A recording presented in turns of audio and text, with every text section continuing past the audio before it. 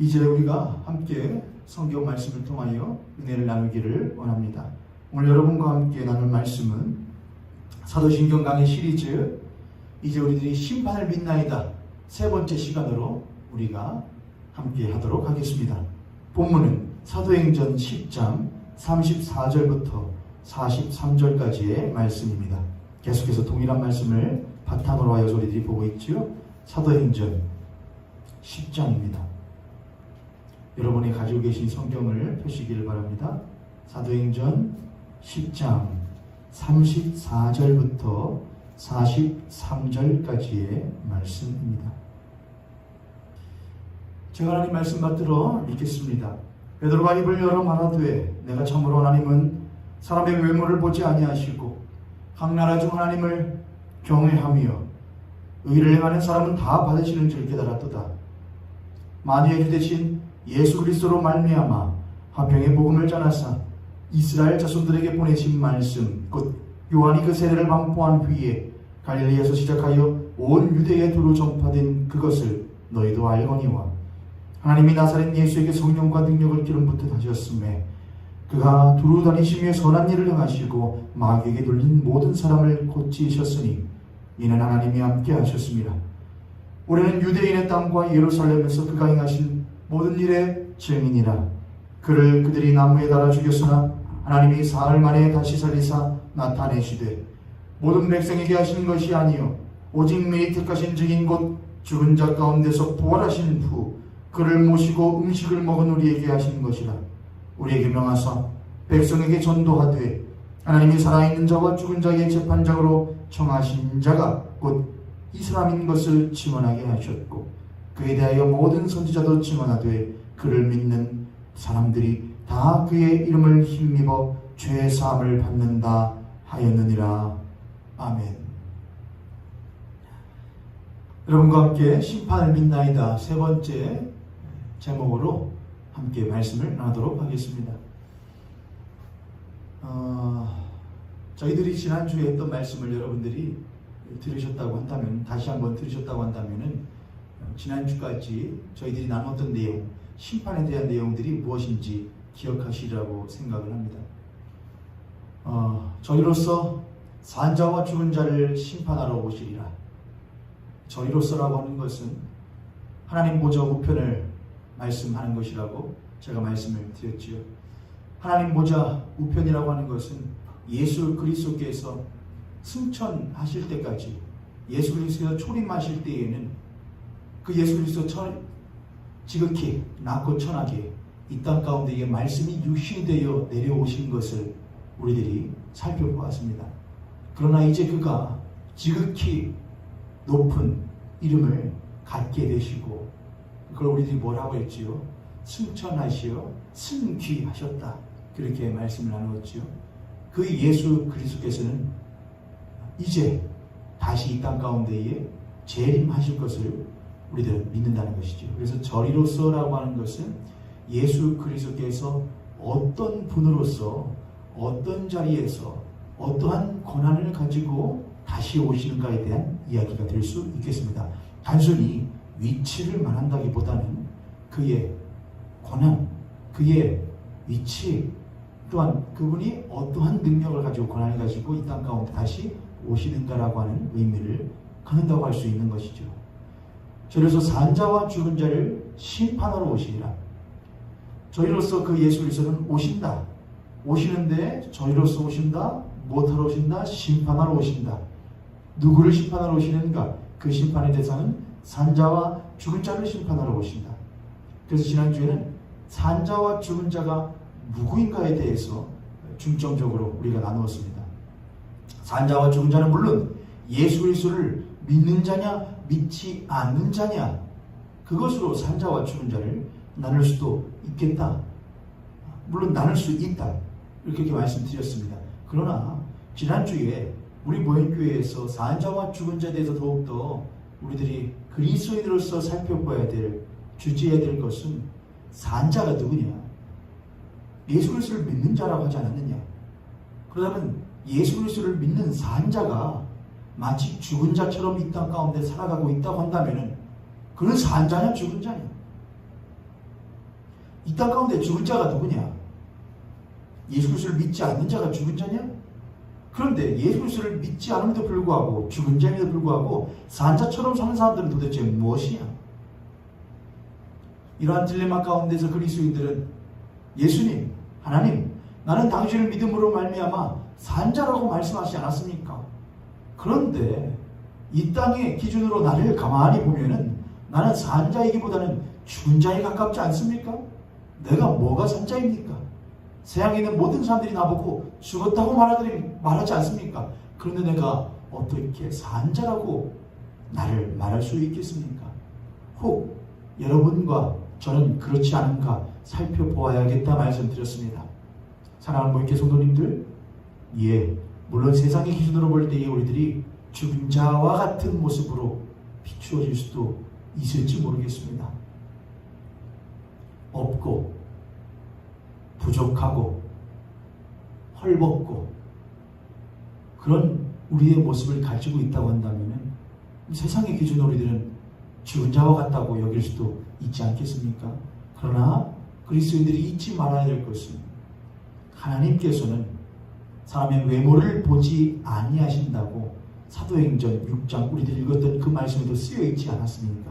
참으로 하나님은 사람의 외모를 보지 않으신다고 말입니다. 그러나 우리는 끝까지 우리의 외모를 가지고 우리가 산 자인지 죽은 자인지를 우리 스스로가 심판하려고 합니다. 성도님들, 그리스도인들은 하나님의 심판대 앞에 날마다 서는 사람들입니다. 우리는 하나님의 심판대 앞에서 심판장이신 예수 그리스도 앞에서 나 스스로를 내가 심판자가 되어서 나는 죽은 자입니다. 누가 뭐래도 나는 죽은 자입니다. 라고 말하는 날마다의 삶을 혹 살아가고 계시지는 않습니까? 나는 이것이 없으니 나는 죽은 자가 맞습니다라고 심판자이신 예수 그리스도 앞에서 내가 심판자가 되어 판결 내리고 있지는 않습니까? 난 이런 것들이 부족하고 이런 것들이 없으니 나는 죽은 자가 맞습니다. 라고 스스로 나를 심판하며 세상의 심판대 앞에서 살아가고 있지는 않느냐는 것입니다. 그렇지 않습니다. 하나님께서는 우리들에게 가장 값진 생명의 근원 되시는 예수 그리스도를 우리에게 거저 주시었고 우리는 예수 그리스도가 우리 안에 있음으로 말미암아 우리가 참으로 살아난 자요 또한 살아있는 자며 영원토록 살 자임을 믿는 자들입니다. 할렐루야. 저와 여러분은 산 자입니다. 우리는 예수 그리스도로 말미암아 거듭난 중생한 자들입니다. 그리고 우리는 그 예수 그리스도와 함께 날마다 살고 또한 영원토록 살 자들임을 절대로 잊지 않으시기를 주님 이름으로 축복합니다.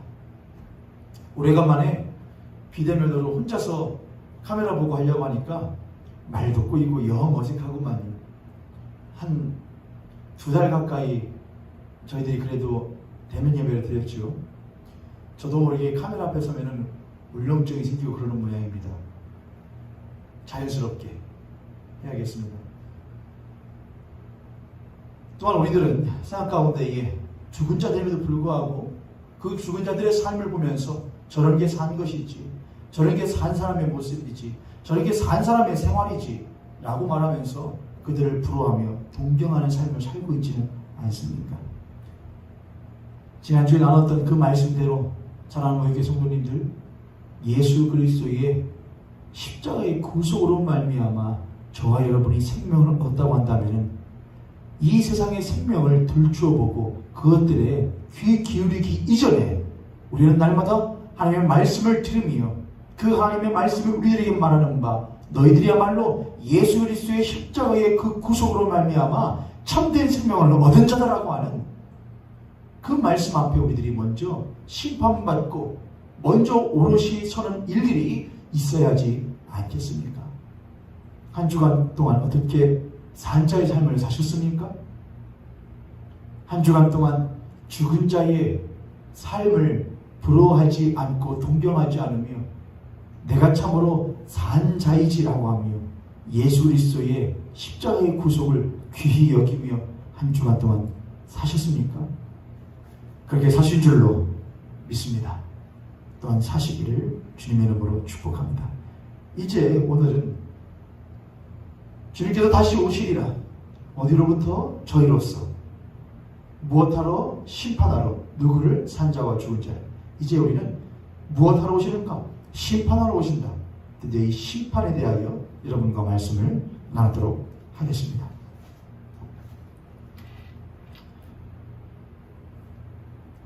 예수 그리스도께서는 심판하러 오십니다. 반드시 오십니다. 마태복음 25장에 보면은 이런 말씀이 있습니다. 마태복음 25장 31절부터 33절까지에 있는 말씀인데요.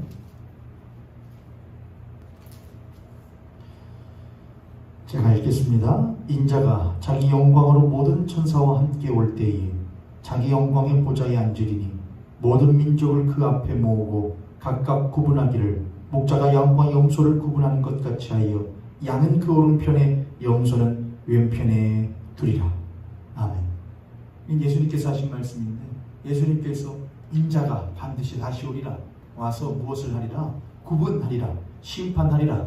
양과 염소를 구분하고 심판하리라. 그렇게 말씀하셨습니다. 어떤 사람들은 하나님의 심판이 없다 말하는 사람들도 있고, 그 가운데에는 신학자이고 예수 그리스도를 믿는다고 말하는 그리스도인이라고 말하는 사람들 가운데에도 예수님의 심판은 없다라고 말하는 사람들이 있습니다. 절대로 그렇지 않습니다. 예수님께서는 스스로도 말씀하셨고, 그 예수 그리스도께서 말씀하신 바대로 예수님의 제자들과 수많은 초대교회의 그리스도인들은 예수 그리스도의 심판이 반드시 있음을 믿고 살았었던, 종말론적인 신앙을 살았던 종말주의자들이 아니라 종말론적인 신앙을 살았던 사람들이었습니다. 그들은 반드시 이 땅 가운데에 모든 것의 끝이 있음을, 그 끝에 예수 그리스도께서 모든 것들을 심판하시는 일이 반드시 있을 것임을 그들은 믿었던 것입니다. 생각해 보십시오. 끝은 없고 그저 날마다의 마지막 끝의 심판은 없고 날마다의 심판만 있다고 한다면 여러분은 그러한 심판을 심판이라고 여길 수가 있겠습니까? 예를 들면 이런 것입니다. 심판에는 두 가지가 있다고 한번 말해볼 수 있을 것 같은데, 종국적에 있을 영원한 심판이 있습니다. 마지막에 있을 영원한 심판. 그리고 그 심판으로 가는 날마다의 과정 가운데에, 날마다의 시간 가운데에 그리스도인들이든 그리스도인들이 아닌 비그리스도인들은 모든 사람들이 겪는 날마다의 심판이 있습니다. 그의 삶 가운데에, 지정의 가운데에, 그의 혼 가운데에 경험하는 심판도 있지 않겠습니까? 우울, 낙담, 절망, 포기, 그런 여러 가지의 심판을 겪지 않습니까? 또는 반대로 그 심판 가운데서 승리하는 모습도 있지 않습니까?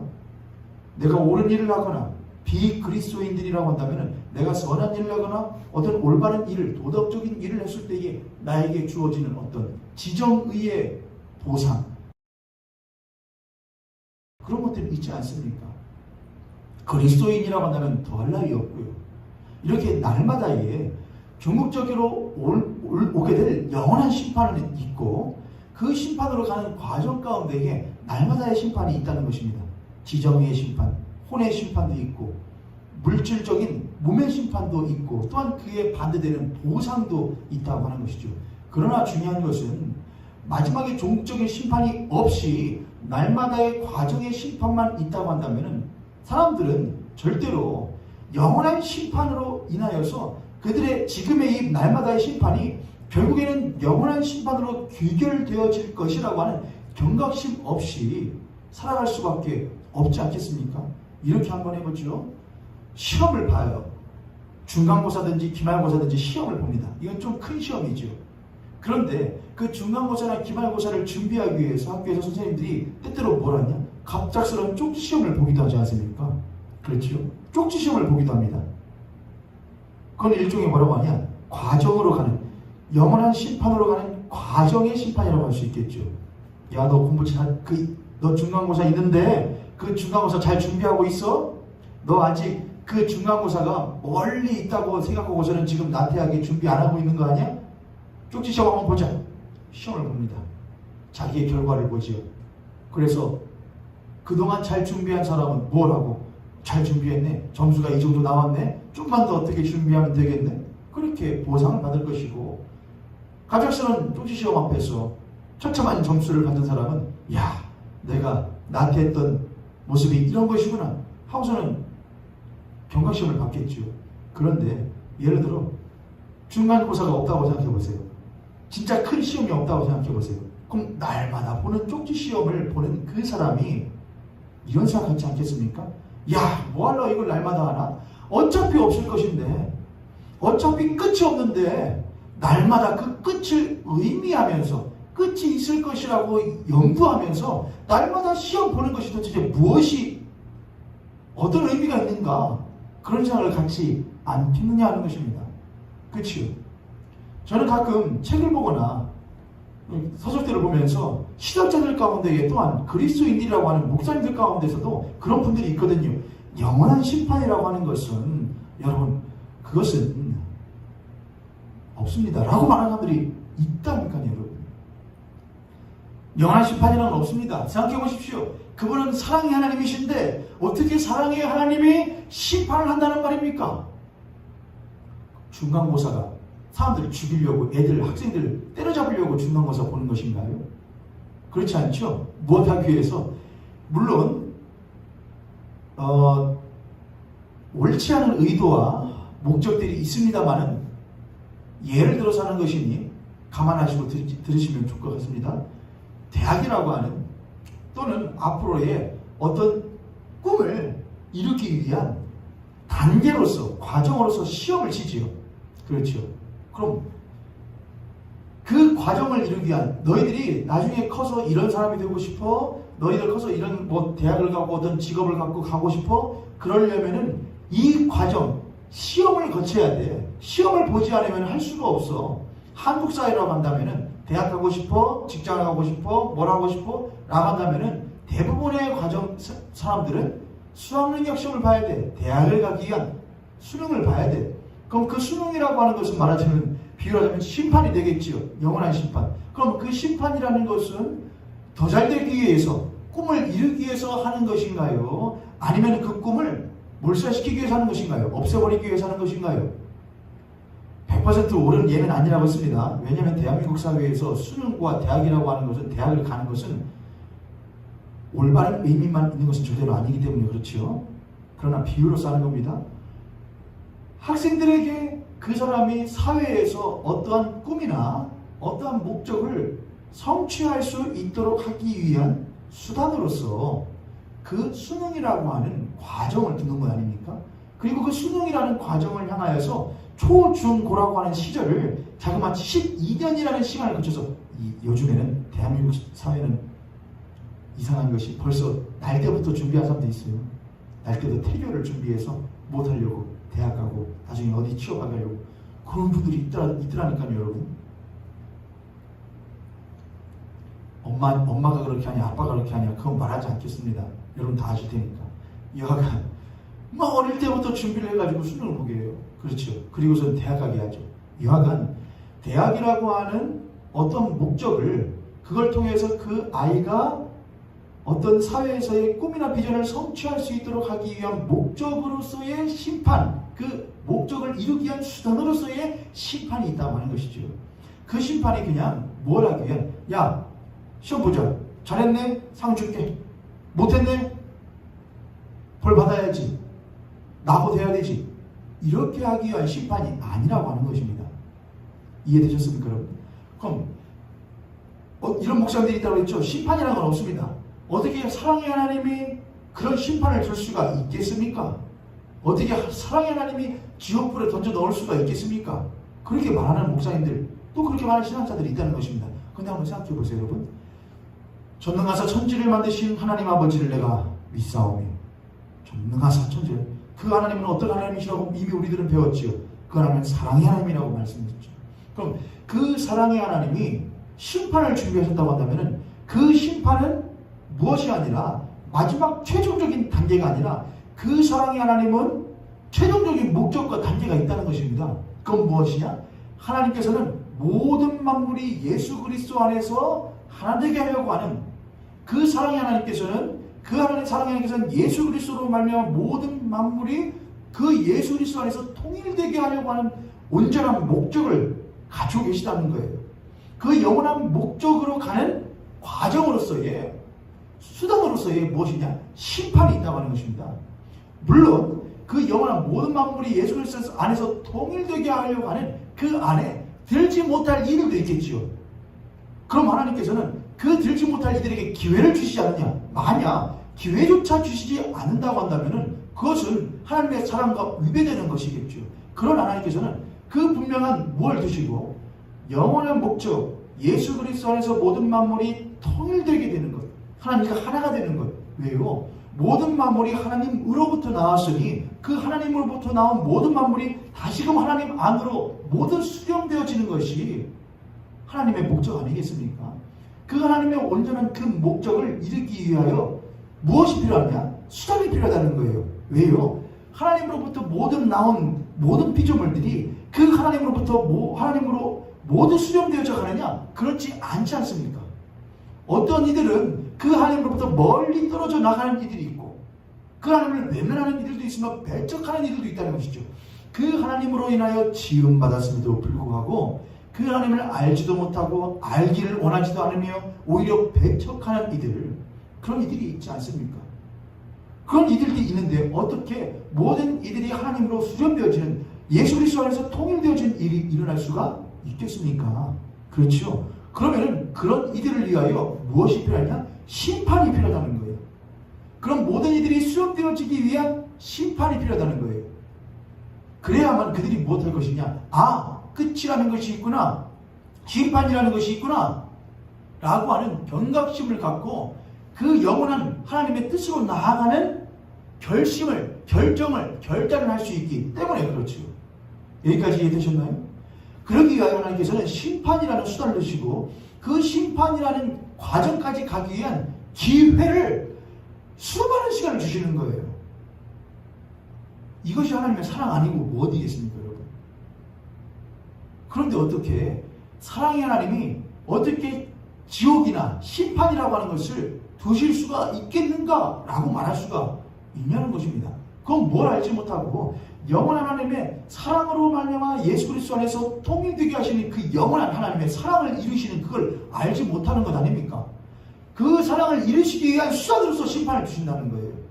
그리고 그 수단을 바로 땡겨서 하시는 것이 아니고 무엇 하시느냐? 계속해서 유예하셔요. 오래 참고 기다려주셔요.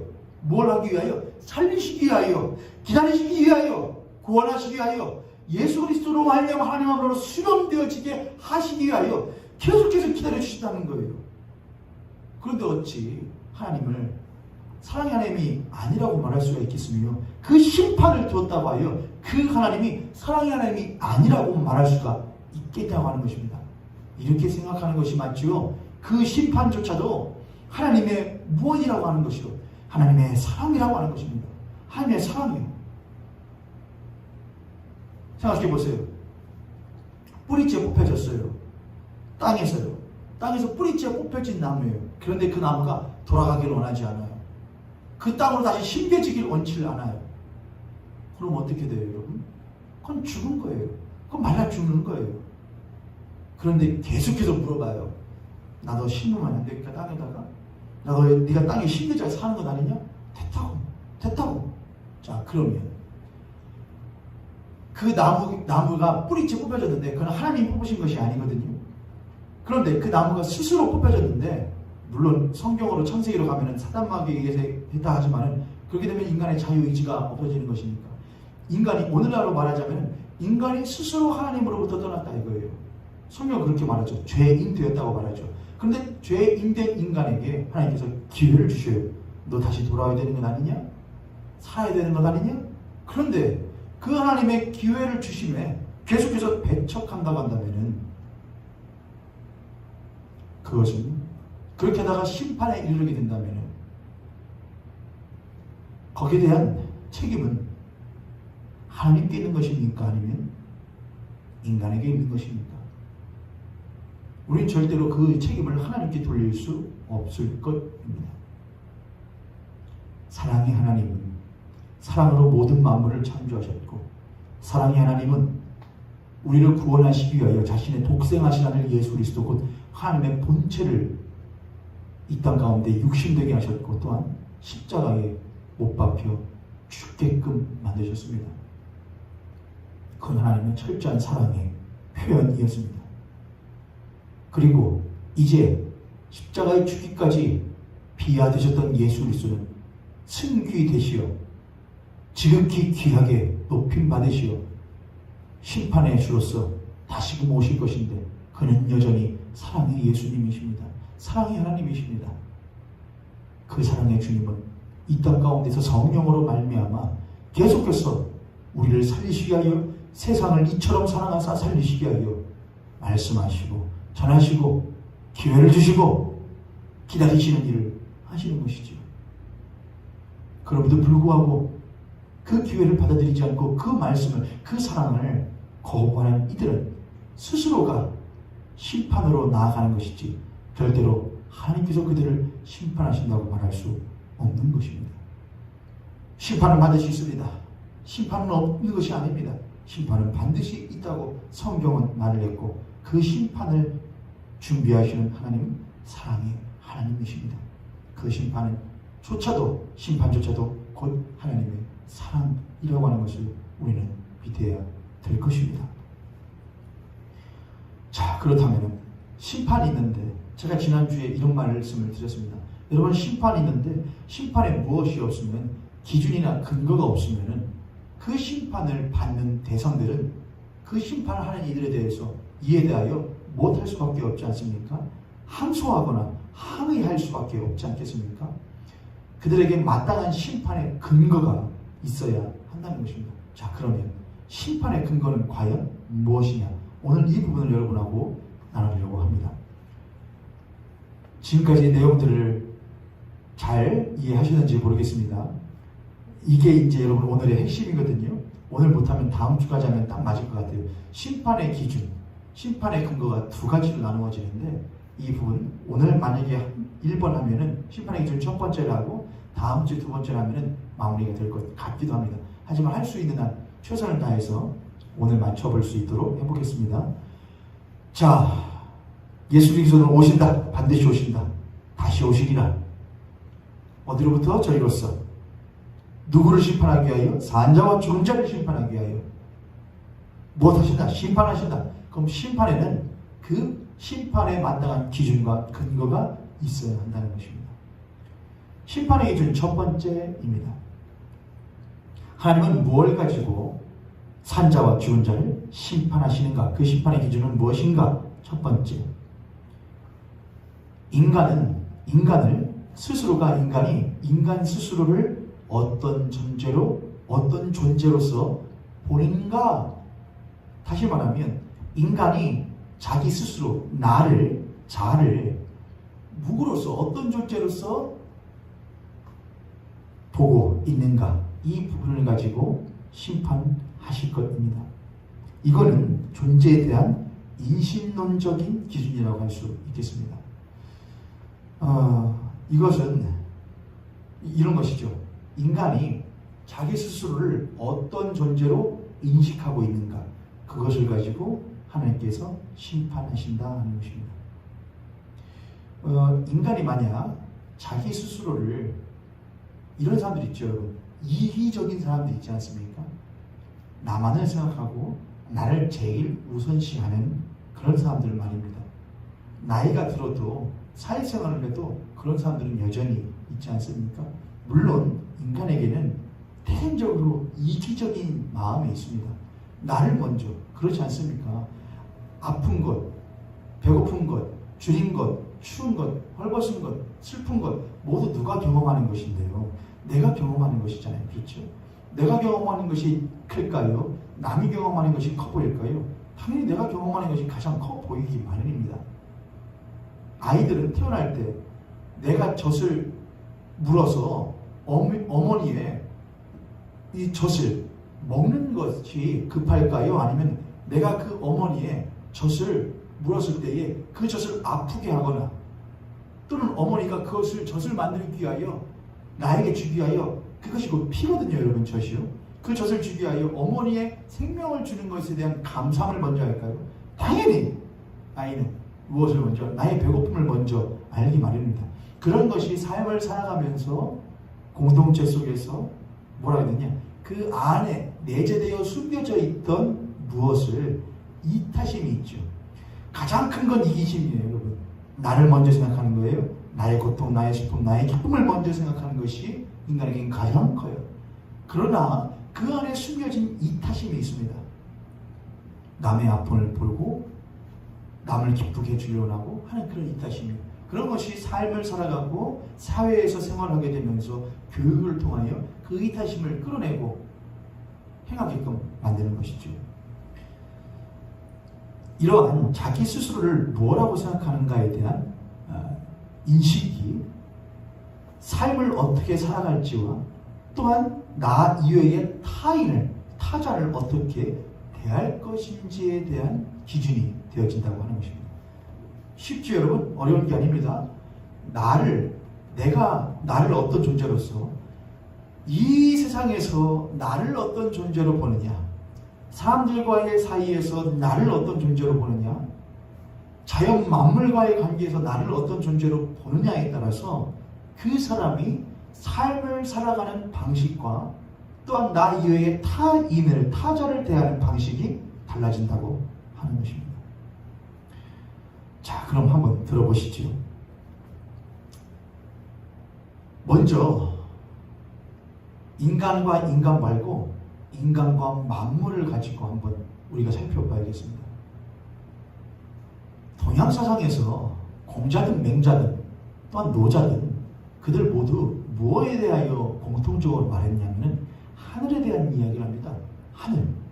우리가 흔히 쉽게 듣는 말로는, 또 쉽게 하는 말로는 하늘 무서운 줄 모르고 라는 말합니다. 하늘 무서운 줄 모르고, 또는 손바닥으로 하늘을 가리려 한다. 뭐 이런 말들이죠. 하늘이 보고 있다. 하늘이 안다. 이런 말들이죠. 이것은 동양사상이 가지고 있는 어떤 것이냐면은 인간이라고 하는 존재가 모든 만물 가운데에서 가장 뛰어난 존재로 보지 않았다고 하는 것입니다. 물론 인간은 귀한 존재인데 그 인간은 귀한 존재이지만 그 인간은 동시에 모든 만물 가운데에서 보면은 매우 무엇한 존재이다. 매우 미미한 존재라고 하는 것을 인지시켰다고 하는 것이죠. 그렇기 때문에 올바른 동양에서의 사상은 절대로 무엇을 지지하지 않았냐면 어떤 전쟁이나 남의 것을 약탈하는 것이나 그런 것을 절대로 지지하지 않았습니다. 진정한 동양에서의 사상은 더불어 사는 것이었습니다. 나와 이웃이 더불어 사는 것, 그리고 나와 만물이 더불어 사는 것이었습니다. 서양은 조금 틀리죠. 서양의 사상 같은 경우에는 처음부터 그랬던 것은 아니지만 문예혁명 이후에 인본주의가 아주 폭발적으로 번성하게 되면서 인간을 모든 것 위에 정점에 두는 사상이 두각을 나타내게 되지요. 그렇게 하면서 만물과 인간이라고 한다면 그 만물을 무엇으로 여기는 인간의 다스리고 정복하고 쓸 수 있는, 사용할 수 있는 하나의 도구로서 인식을 하게 만들었습니다.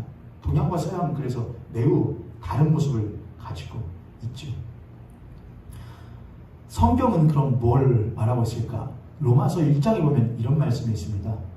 하나님께서 그의 신성과 능력이 그 만드신 모든 만물에 분명히 보여 알려지게 하셨다라고 말입니다. 그러니까 그래서 저희들이 핑계치 못하도록 하셨다. 이렇게 성경은 말하고 있습니다.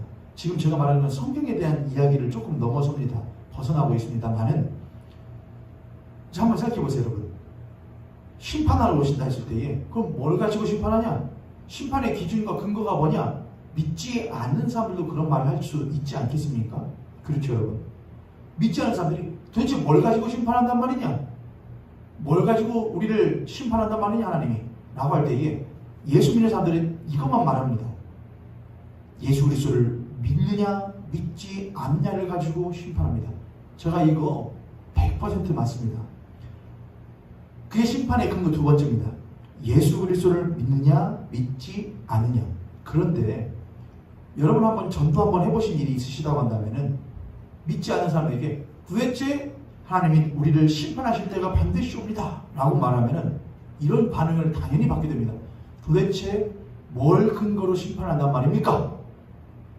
그럼 그때 예수 믿는 사람들은 배운 대로 이렇게 말합니다. 예수님을 믿었느냐 믿지 않느냐를 가지고 심판하십니다. 그럼 이런 반응을 또 당연히 받게 됩니다. 예수를 믿었느냐 믿지 않느냐를 가지고 한다면은 예수님을 믿지 못하고서는 들어보지도 못하고 만나지도 못했던 사람들은 도대체 어떻게 한단 말입니까? 그럼 그들은 심판 안 받아도 되겠네요? 그러면 이렇게 또 대답을 하죠. 배운 대로. 그것은 하나님이 알아서 하실 일입니다.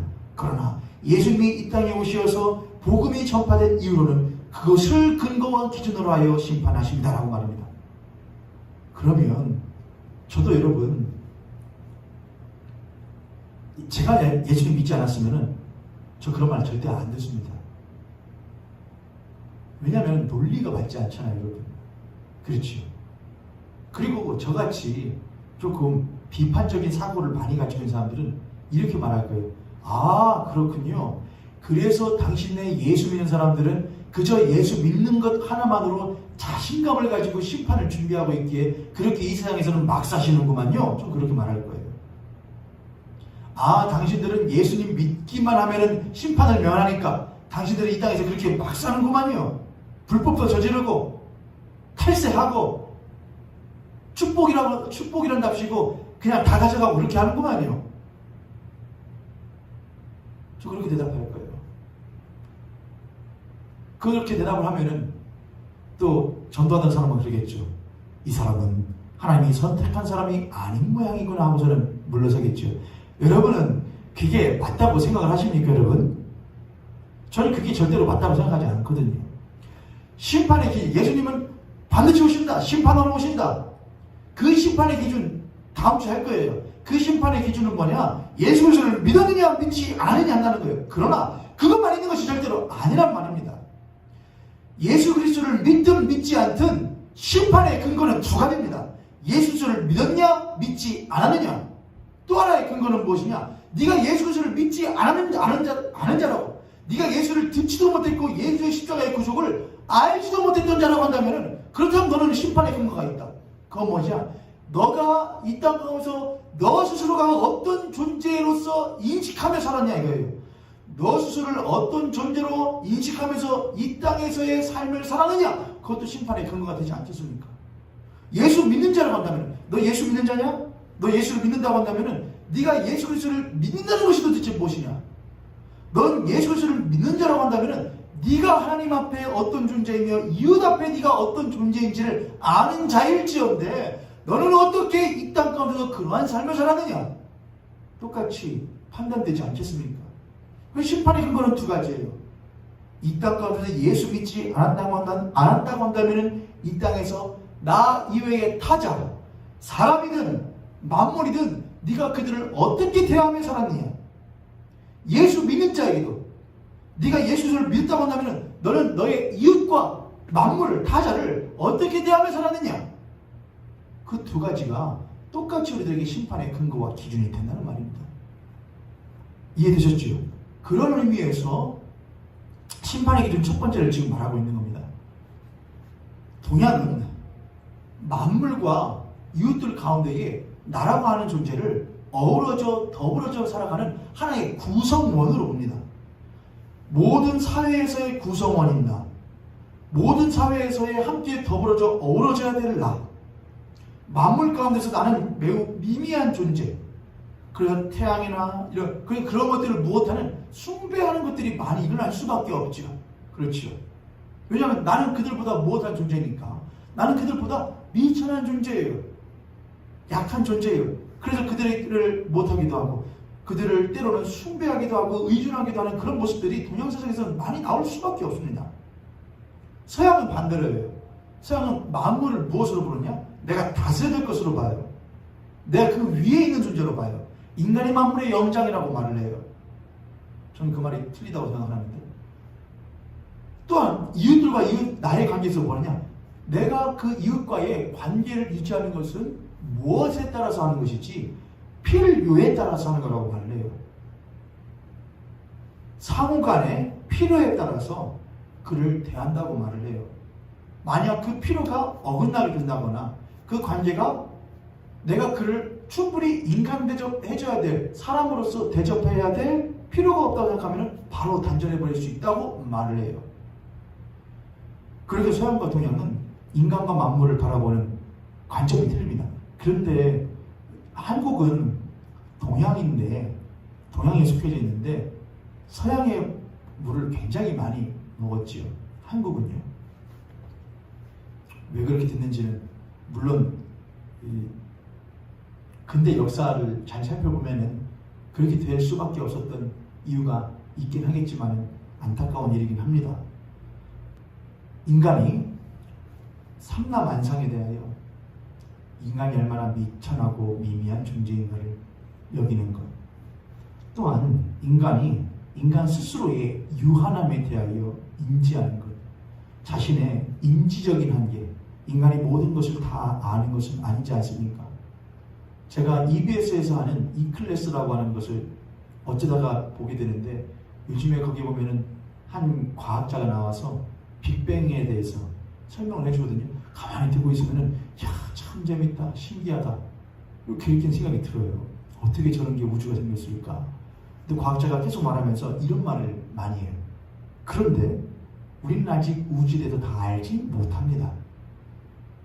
지금 우리가 알고 있고 밝혀진 것도 언젠가는 바뀔 수도 있습니다. 우리는 우주에 대해 다 알지 못합니다. 얼마나 솔직히 여러분, 인간은 우주에 대해 다 알지 못한다. 그저 알아가고 있을 뿐이고, 인간이 우주에 대하여 알고 있는 지식은 매우 적다. 그렇죠. 인간의 인지적인 것의 한계, 다 알 수 없어요. 다 볼 수 없어요. 다 경험할 수 없어요. 인간은 한계를 갖추고 있어요. 또한 인간은 육체적인 한계도 있어요. 이 육체 어느 정도의 능력도 있고 뭘 더 할 수 있고 하긴 하지만 이 육체 어떨 때 보면 너무나 약해요. 빨리 부서지기도 하고 빨리 찢어지기도 하고 쉽게 죽기도 해요. 그리고 언젠가는 죽음이라고 하는 물리적인 한계를 벗어날 수가 없어요. 가만히 돌아보면 성경에서 로마서 1장에서 사도 바울이 말했던 것처럼 하나님 그 만드신 모든 만물의 그분의 능력과 신성이 분명히 보여진다. 그 우주 만물을 볼 때마다 야, 저게 어떻게 저렇게 돌아갈까? 조수 간만의 차는 어떻게 달과 지구가 함께 어우러져 움직일 때에 조수 간만의 차가 어떻게 이루어지는 것일까? 저 태양 때문에 어떻게 이 지구와 태양이 어우러져 돌면서 천체가 돌면서 어떻게 이런 아름다운 자연 만물들이 살기도 하고 죽기도 할까? 참 신기한 일이다. 놀라운 일이다. 우리는 경탄을 금할 수가 없지 않습니까? 그런 걸 보면은 인간은 그 광대한 자연 앞에서 한없이 작아짐을 느껴야 되는 거예요. 저것들을 내가 다 밟고 한번 정점에 서볼까? 그것은 치기입니다. 치기. 아주 어린, 아주 미숙한 인간의 태도라고 하는 것이죠. 오히려 내가 그 모든 것들 앞에 내가 매우 미약한 존재임을 못하고 인식하고 그것을 숭배하는 것이 아니라 그것과 더불어서 어떻게 살아갈지를 살아가는 것, 그것이 인간의 올바른 자세 아니겠습니까? 또한 타인을 대하여서도 그 타인들 하나하나를 보면은 그들도 나와 별다를 바 없는 똑같은 인간인데 내가 귀하면 그들도 무엇하고 귀하고, 내가 존중받아야 될 존재면 그들도 존중받아야 될 존재고, 내가 높임받고 싶은 존재면 그들도 높임받아야 될 존재이라고 하는 것, 우리들 다 알지 않습니까? 그게 도덕률이라는 것 아닙니까? 그래야 해요. 단순히 필요에 의해서 사회 공동체를 구성해야 되니까, 그렇게 해야 우리들의 생존이 보장이 되니까 그들을 인간으로서, 사회 구성으로서, 내 이웃으로서 대한다가 아니라 생존을 넘어서서, 생존이 인간의 가장 중요한 목적은 아니지 않습니까? 너무나도 중요한 것이지만 그것이 인간의 목적이 되면, 생존이 인간의 목적이 된다고 하면 인간은 그저 무엇과 다를 바가 없는 자입니다. 인간은 동물과 다를 바가 없는 존재가 아니겠습니까? 인간은 생존을 넘어선 무엇인가가 있단 말입니다. 인간은 삶을 넘어선 무엇인가가 있단 말입니다. 그것이 무엇이에요? 인간됨이라는 거예요. 인간됨. 인간의 숭고함이라는 것은 인간됨에 있어요. 인간이란 그저 먹고 사는 것만으로서 사는 것은 아니야. 아멘. 그렇죠. 그래서 인간은 생존에 내 이웃을 나의 생존에 필요한 도구로서 대하는 것이 아니라 그를 하나의 인간으로서 대하고 하나의 귀한 인간으로서 존중해 줄 수 있는 그런 자세, 그런 자세가 인간에게 필요하지 않겠습니까? 예수 믿지 않고 예수를 한 번도 들어보지 못하고 예수님을 한 번도 복음을 들어보지 못한 이들에게 혹 하나님이 심판이 있어야 된다고 한다면 사도 바울이 말한 것처럼 그의 만드신 모든 만물에 그분의 능력과 신성이 분명히 보여 알려졌나니 저희가 무엇하지 못할지니라 핑계하지 못할지니라. 뭐라고 핑계할 수 없다는 겁니까? 저 만들어진 삼라만상과 저 귀한 한 사람 한 사람들을 보라. 또한 만들어진 나를 보라. 내가 감히 어떻게 다 안다고 말할 수 있으며 그 만드신 것들이 신묘망측하다는 것을 내가 어찌 부정할 수가 있겠는가. 그런데 내가 어떻게 함부로 살며 내가 천상천하 유아 독존이라고 말하면서 살아갈 수가 있겠는가. 더불어 살아야지. 보살피며 살아야지. 어우러져 살아야지. 이러한 삶의 모습이 당연히 타인을 향하여 타자를 향하여 나와야지 않겠습니까? 그런 이들이라고 한다면 사람을 보살필 줄 알고 또한 만물을 보살필 줄 알고 더불어 살 줄 아는 그런 인간이라고 한다면 하나님은 그들에 대하여 혹 그가 예수 그리스도를 믿지 못했다고 할지언정 그들에 대하여 조금은 다른 심판을 내리실 여지가 있지 않겠습니까? 지금 이 말씀을 들으면서 저건 좀 위험한가 하니까 예수 안 믿으면 다 심판받는 건데 지금 여러분의 그런 생각을 바꿔드리기 위해서 지금 제가 하는 말씀입니다. 그렇다고 해서 그럼 예수님 안 믿어도 이 땅에서 도덕적으로 착하게 살기만 하면은 구원 받는다는 것인가요? 그걸 말하는 것은 절대로 아닙니다. 예수 그리스도를 믿는 것과 그 예수 그리스도를 믿는 자로서의 삶은 반드시 있어야 됩니다. 그러나 예수 그리스도를 보지도 못하고 듣지도 못한 사람들이 이 땅 가운데 있지 않습니까? 그런 이들에 대하여는 과연 어떻게 할 것이냐에 대한 문제를 여러분에게 말씀드리고 있습니다. 우리는 예수님을 전해야 돼요. 예수 그리스도를 믿음으로 구원받는 것을 반드시 전해야 돼요. 말해야 해요. 그러나 부득이 듣지 못한 이들이 있다는 것입니다. 물리적인 한계에 의해서 시간적인 공간적인 한계에 의해서 듣지 못한 이들일 경우 하나님 그들을 어떻게 심판하실까? 오늘은 이 부분까지만 마무리를 정확하게 짚고 가면 좋을 것 같습니다. 사랑하는 교회 성도님들, 하나님은 예수 그리스도께서는 이 땅을 심판하러 오셔요. 뭘 가지고 뭘 기준으로 심판하시느냐? 두 가지예요. 다음 주에 할 예수 그리스도를 믿느냐 믿지 않았느냐 이것을 가지고 예수님은 이 땅을 심판하셔요. 또한 두 번째 심판의 기준이 있어요. 이 땅 가운데서 삶을 어떠한 방식으로서 어떠한 태도로 살았는가 이것도 심판의 기준이 돼요. 예수님을 믿지 않고와 예수님을 알지 못하고는 틀립니다. 여러분, 예수님을 믿지 못한 것과 알지 못한 것은 틀리죠. 시공간적인 한계로 인하여서 예수 그리스도를 알지 못한 이들에 대해서는 과연 예수님 어떻게 그들을 심판하실 것인가? 예수를 모르는데요. 그러나 그들이 예수님과 하나님이 없다는 것은 하나님이 누구인지를 들어본 적이 없으니 알지는 못하지만 그가 자기 스스로를 돌아보고 또한 이웃을 돌아보고 만물을 돌아볼 때에 내가 이 땅에서 최고이고 왕이고 모든 것을 위에 군림하는 존재로서 살아서는 안 되겠구나. 하나님께서 그 사람의 마음에 무엇을 주셨다? 영원을 사모하는 마음을 주셨다. 그렇게 하지 않았습니까? 영원이요. 그 영원이라고 하는 것은 하나님께서 그들에게 허락해 주신 그 마음이 영원한 것이 있지. 이 땅에서의 삶이 끝이 아니지. 그 이유가 있지 않을까? 그런 것들을 꿈꾸면서 자기 자신을 보살피고 타인과 타자를 또한 돌보며 살았었던 그런 사람들이라고 한다면 하나님은 다른 방식으로 그들을 심판하시지 않을까? 다른 기준으로 그들을 심판하시지 않을까? 우리는 그거에 대하여 미지수일 수밖에 없다고 하는 것입니다. 하오니 우리 모임교회 성도님들 혹 전도하실 때에 우리는 이제 여러분 이제는 예수 그리스도께서 이 땅 가운데 오시었고 그의 십자가의 복음이 이 세상 가운데 전해진 일이 이제는 2000년이나 지나서 모든 국가와 모든 나라에 예수라고 하는 교회라고 하는 것을 알지 못하고 세워지지 아니한 곳이 없습니다.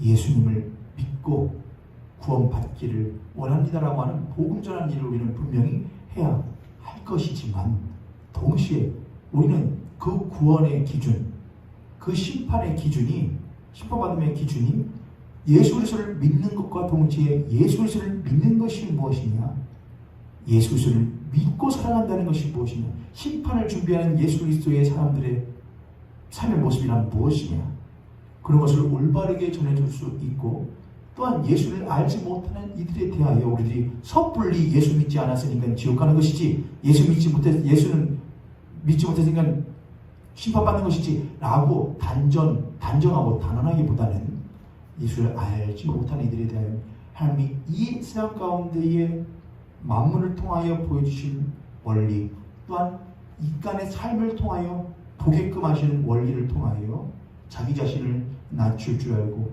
겸손히 행할 줄 아느니 그렇게 이웃을 대하고 만물을 대할 줄 아는 이들의 삶을 하나님이 다르게 심판하실 수 있지 않을 거라고 하는 그런 생각을 가지시기를 부탁드립니다. 절대로 예수 전당 불신지요, 예수 믿으면 천국 가고 예수 못 믿으면 지옥 간다 라고 하는 그런 하나의 슬로건으로 심판을 단정할 수 없고 구원을 단정할 수 없다고 하는 것입니다. 할렐루야. 한편으로는 제가 설교자로서는 우려되는 면이 없지 않아 있습니다. 왜냐하면 여러분들께서는 예수 전당 불신 지옥의 영향도 많이 받으셨을 것이고 예수를 믿어야만 천국 간다라는 말도 많이 들으셨기 때문에 제가 우려가 됩니다. 오늘의 설교가 여러분에게 혹시나 오해가 생기지 않을까라고 하는 우려가 생기는데 잘 들어보십시오. 제가 절대로 예수님 믿어야지만이 천국 갈 수 있습니다라고 하는 것을 부정하는 것이 아닙니다. 오직 예수입니다. 오직 예수 그리스도로 말미암아 구원받습니다. 그러나 제가 오늘 말씀드린 것은 오직 예수 그리스도로 말미암아 구원받는데 그 예수 그리스도를 알지 못하니 듣지도 못하니 그들에 대한 심판의 기준을 말씀드린 것입니다. 그리고 오늘 말씀드린 내용들을 여러분들이 잘 이해하셔야 다음 주에 있게 될 예수 그리스도를 믿고 구원받았다고 하는 이에 대한 심판이 우리가 생각한 것과 어떻게 다를 수가 있는지를 또한 이해하실 수가 있을 것입니다. 최대한 이해되실 수 있게 쉽게 설명한다고 했지만 설교자의 부족함이 있습니다. 하오니 성도님께서는 오늘 나눴던 말씀을 가능하신 한 그래도 주중에 한 번 이상은 꼭 들어보시고 여러분 스스로가 정리해 보실 수 있기를 원합니다. 그러면 다음 주에 제가 다시 한번 말씀 전할 때에 충분히 이해되어지실 수 있으리라고 그렇게 생각을 합니다.